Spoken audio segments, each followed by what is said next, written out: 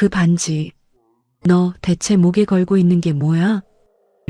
태산그룹 강석주 회장의 목소리가 날카롭게 떨렸습니다. 신입비서 오미나가 찻잔을 내려놓으려 정중히 몸을 숙인 바로 그 순간이었습니다. 블라우스 깃 사이로 툭 튀어나온 낡고 묵직한 금반지 목걸이가 그의 눈앞에서 대롱거렸죠.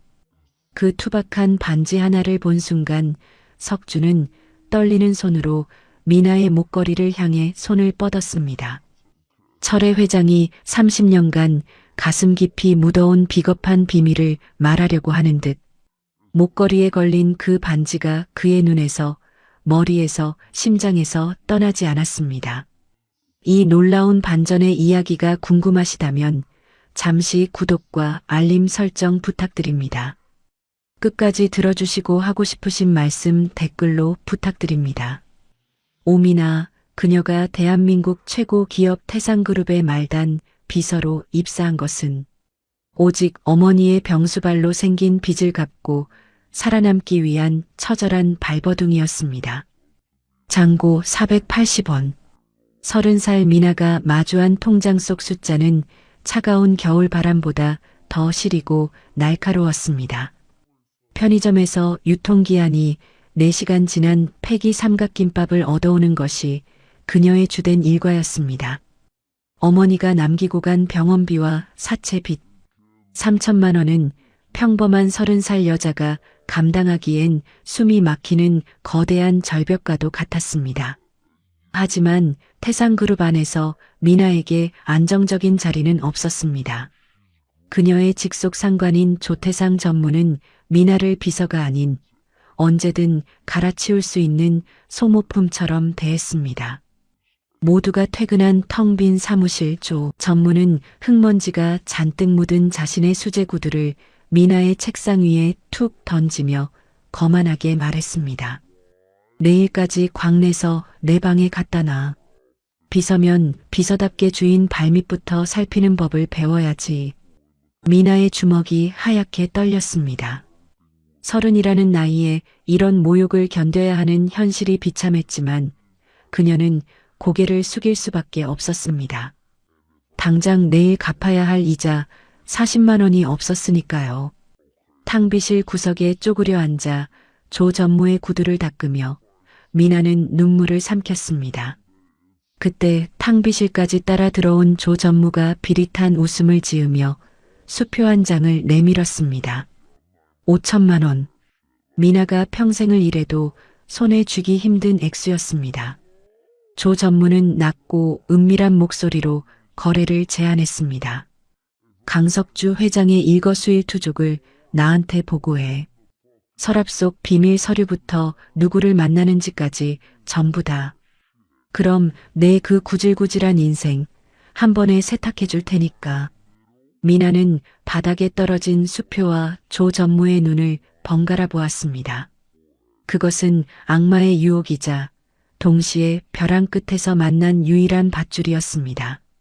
미나는 구두약이 묻은 거친 손으로 조용히 수표를 집어들었습니다. 미나는 그렇게 태산의 위험한 내부 스파이가 되기로 결심했습니다. 조태상 전무가 던진 5천만 원이라는 미끼는 미나의 비참한 현실에서 벗어날 유일한 탈출구였지만 동시에 그것은 회장 강석주의 목을 겨누는 칼날이기도 했습니다. 태산그룹은 현재 승계 구도를 둘러싼 소리 없는 전쟁 중이었습니다. 자식이 없는 석주의 지분 32%를 가로채기 위해 조 전무는 이사회를 포섭하며 석주의 뒤를 캐고 있었습니다. 그리고 그 위험한 임무의 적임자로 가장 존재감 없는 신입비서 미나를 선택한 것이었죠. 미나의 임무는 단순하면서도 치명적이었습니다.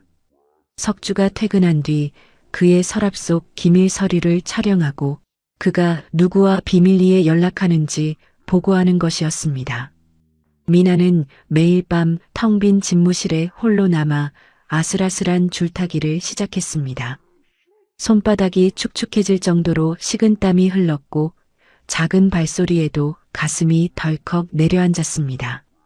하지만 미나를 정말 당황하게 만든 것은 조 전무가 시킨 스파이 짓이 아니었습니다. 석주의 집무실을 뒤지던 중 발견한 의문의 액자 하나였습니다. 금고 구석에 숨겨진 그 액자 속에는 자신의 엄마 유애림의 젊은 시절 모습과 너무나 닮은 한 여자가 활짝 웃고 있었습니다. 그리고 그 사진 귀퉁이에는 30년 전의 날짜와 함께 나의 전부라는 짧은 글귀가 적혀 있었습니다. 엄마가 왜 이 사람 사진 속에 있는 거지? 미나는 혼란스러웠습니다.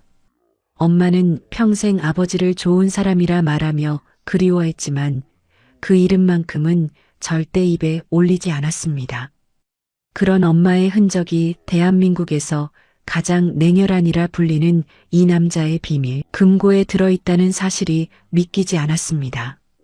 미나는 조 전무에게 보고해야 할 서류 대신 그 사진을 뚫어지게 바라보았습니다. 몇일이 지나 태상그룹의 운명을 결정지을 긴급 이사회가 열리던 날이었습니다. 회의실 안은 조 전무 측 이사들의 서슬 퍼런 압박으로 숨소리조차 들리지 않는 정적이 감돌았습니다. 강석주 회장은 굳은 표정으로 서류를 훑어내리고 있었고 미나는 긴장된 손길로 쟁반을 받쳐들고 석주의 곁으로 다가갔습니다. 차가운 얼음이 담긴 차를 석주의 책상 위에 내려놓으려 정중히 몸을 숙인 바로 그 찰나였습니다. 미나의 셔츠기 사이로 묵직한 무언가가 옷 밖으로 미끄러져 나왔습니다. 낡은 줄 끝에 매달린 투박한 금반지 하나가 석주의 찻잔 위에서 대롱거리며 춤을 추기 시작했습니다. 석주의 시선이 그 반지에 꽂히는 순간 세상의 모든 소음이 일시에 사라졌습니다. 30년 전 그가 직접 도안을 그려 장인에게 맡겼던 세상에 단 2개뿐인 약혼 반지였습니다.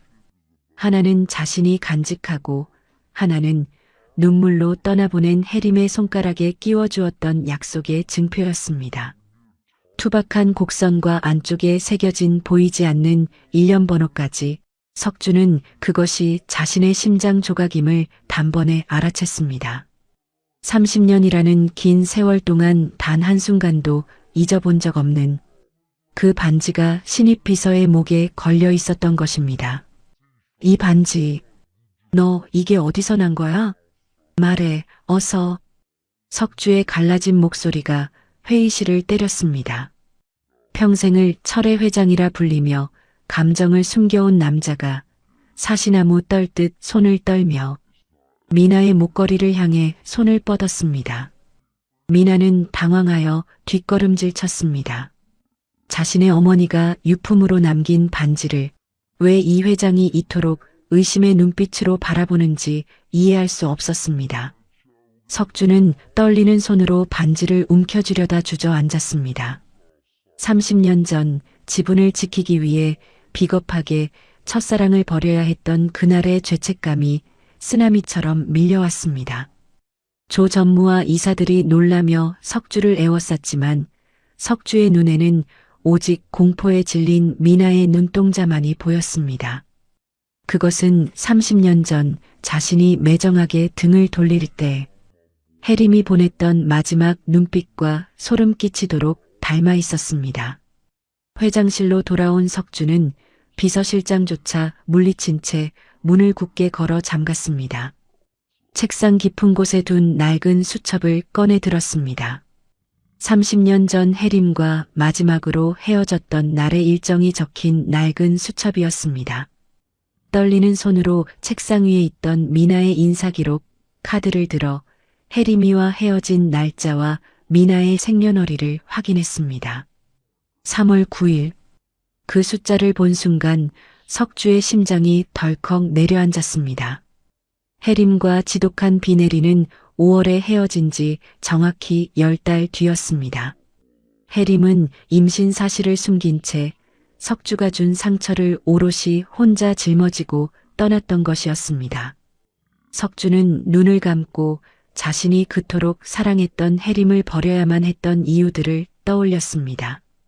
가문의 지분 32%를 지키기 위해 써야 했던 연인 포기 각서, 그리고 태산의 후계자로 남기 위해 받아들여야 했던 정략 결혼의 압박이었습니다. 그리고 마지막 세 번째는 혜림이 이미 말도 없이 떠났다는 어머니의 거짓말이었습니다. 그 거짓에 속아 석주는 비겁하게 고개를 돌렸었습니다. 또 한 번 오미나 인사 기록 카드에 적힌 기록들은 읽으며 미나가 얼마나 힘겹게 살았는지 알 수 있었습니다. 내가 무슨 짓을 한 거지? 내 아이가 저 고생을 하는 동안 나는 대체 뭘 한 거야? 석주는 서류 위로 뜨거운 눈물을 쏟아냈습니다. 자신의 딸이 조 전무의 구두를 닦으며 모욕을 당하고 어려운 삶을 힘겹게 버텨왔다는 사실에 창자가 끊어지는 듯한 고통을 느꼈습니다. 하지만 석주는 곧바로 눈물을 닦아냈습니다. 지금 당장 미나를 안아주고 싶었지만 문 밖에는 하이에나처럼 미나의 정체를 의심하는 조 전무가 도사리고 있었습니다. 만약 지금 미나를 자신의 딸이라 공표한다면 도끼 오른 조 전무는 미나를 더 큰 위험에 빠뜨릴 것이 분명했습니다.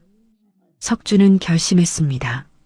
딸을 지키기 위해 그리고 30년 전 지키지 못한 혜림에 대한 속죄를 위해 가장 잔인한 연극을 시작하기로 말입니다. 그는 인터폰을 눌러 차가운 목소리로 지시했습니다. 앞으로 이미나 비서에 대한 모든 감시를 강화하고 사소한 실수라도 있으면 즉시 보고하라는 명령이었습니다. 조 전무를 완벽하게 속여 일망타진하기 위한 석주의 위험한 작전이 본격적으로 톱니바퀴를 돌리기 시작했습니다. 다음 날부터 태산그룹 본사에는 피바람이 불기 시작했습니다. 강석주 회장은 마치 다른 사람이 된 것처럼 미나를 몰아세웠습니다. 수십 명의 임원이 모인 회의실에서 석주는 미나가 가져온 보고서를 바닥에 내팽개치며 서슬 펄언 호통을 내질렀습니다. 이따위 실력을 비서라고 앉혀둔 줄 아나? 당장 나가서 다시 해와. 한 번만 더 실수하면 그날로 해고야. 미나는 하얗게 질린 얼굴로 바닥에 흩어진 종이를 주워 담았습니다. 어제 자신을 보며 눈물을 글썽이던 그 노신사의 모습은 온데간데 없었습니다. 조 전무는 이 광경을 지켜보며 회심의 미소를 지었습니다. 석주가 미나를 산업 스파이로 의심하기 시작했다고 확신한 것이었죠. 조 전무는 미나에게 다가가 위로하는 척하며 더 위험한 정보 유출을 종용했습니다. 하지만 이것은 모두 석주가 파놓은 거대한 함정이었습니다.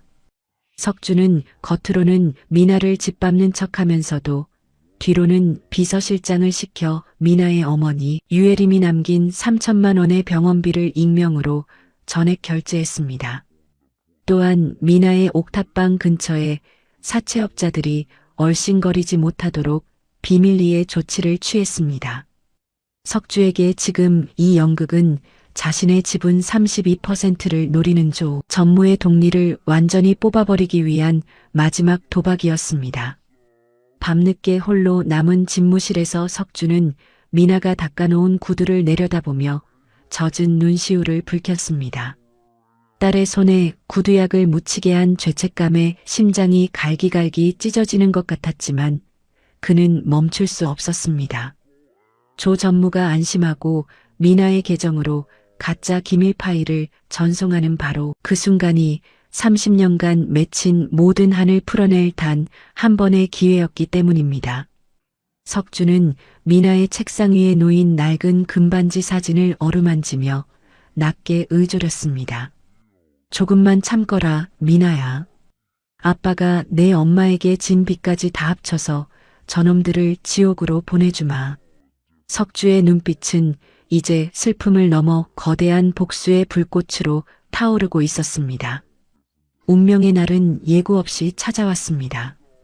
태산그룹의 차세대 핵심 기술이 경쟁업체로 유출되었다는 경보음이 본사 전체에 날카롭게 울려 퍼졌습니다.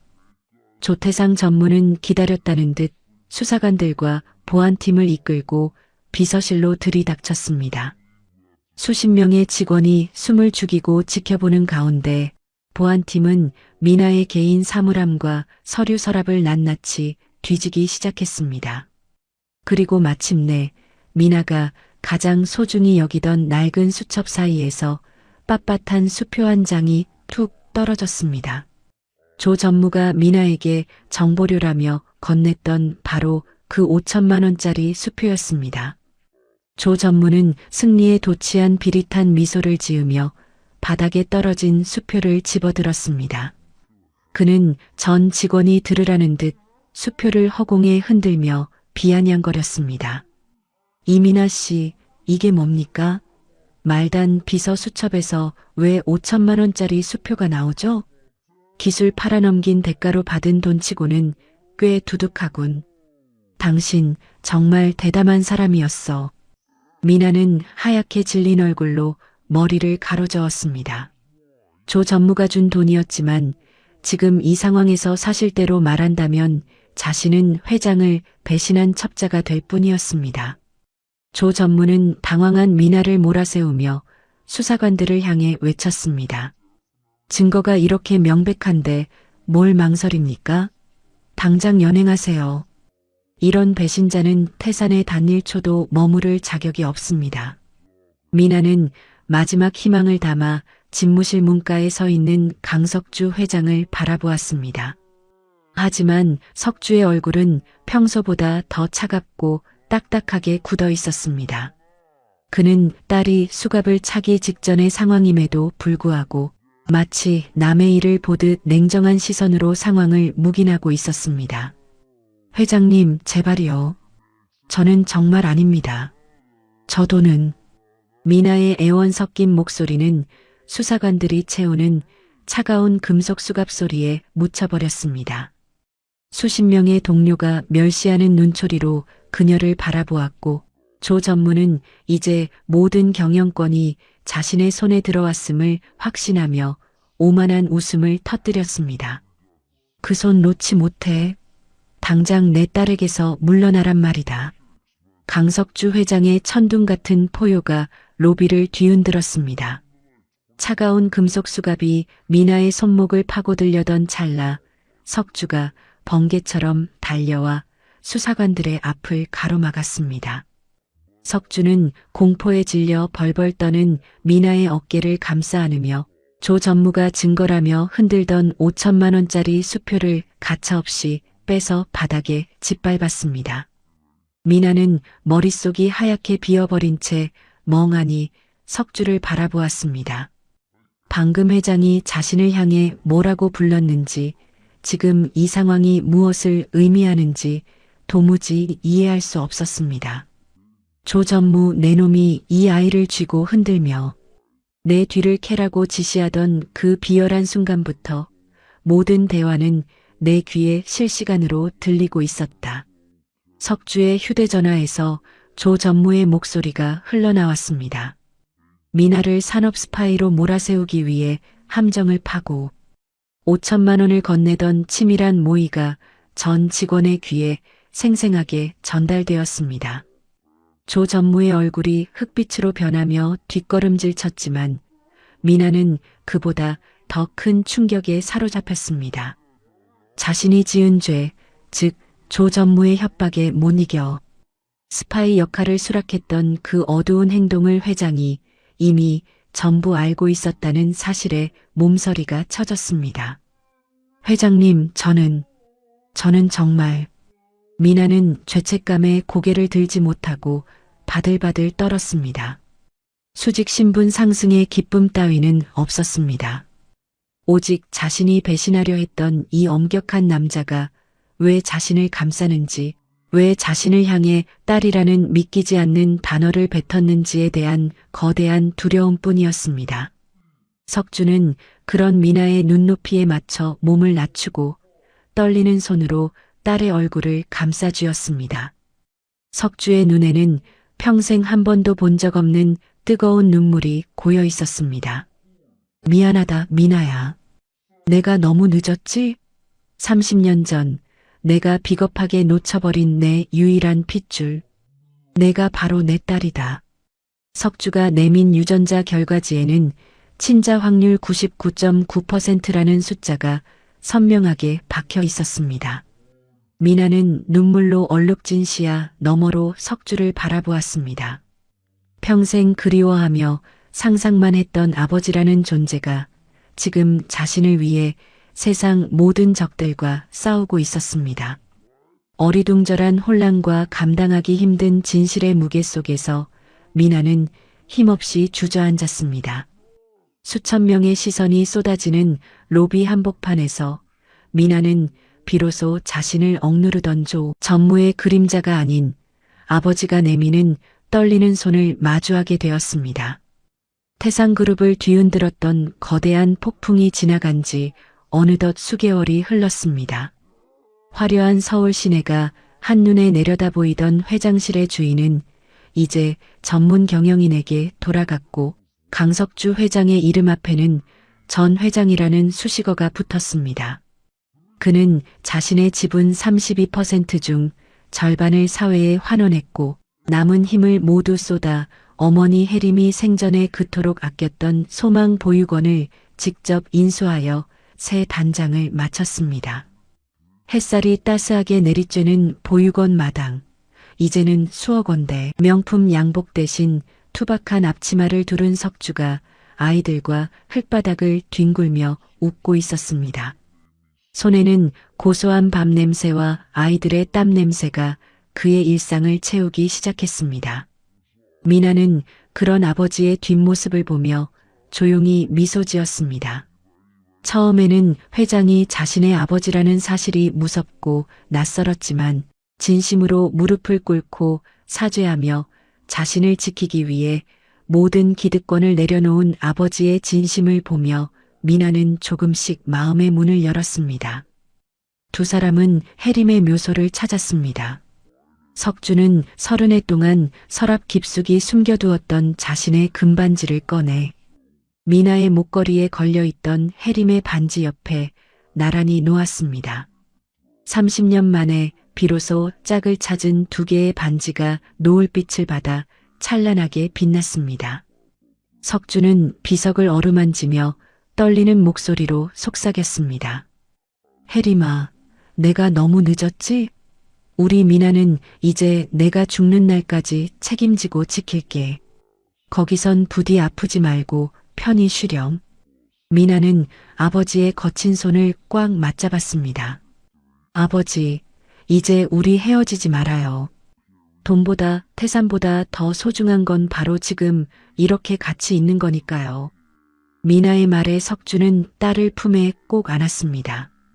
절망 속에서도 정직함을 잃지 않았던 딸이 도리어 길을 잃었던 아버지를 진정한 행복의 길로 인도해 준 셈이었습니다. 화려한 왕관을 내려놓고 비로소 한 여자의 아버지로 돌아온 남자와 평생 그리워하던 뿌리를 찾은 딸. 두 사람은 길게 늘어진 그림자를 밟으며 보육원 아이들이 기다리는 집으로 향했습니다. 시청자 여러분, 오늘 이 부녀의 이야기는 우리에게 묻습니다. 당신이 지금 움켜쥐고 있는 것이 진정 당신을 행복하게 만들고 있나요? 혹시 눈앞의 이익 때문에 세상에서 가장 소중한 사람의 손을 놓고 있지는 않으신지요?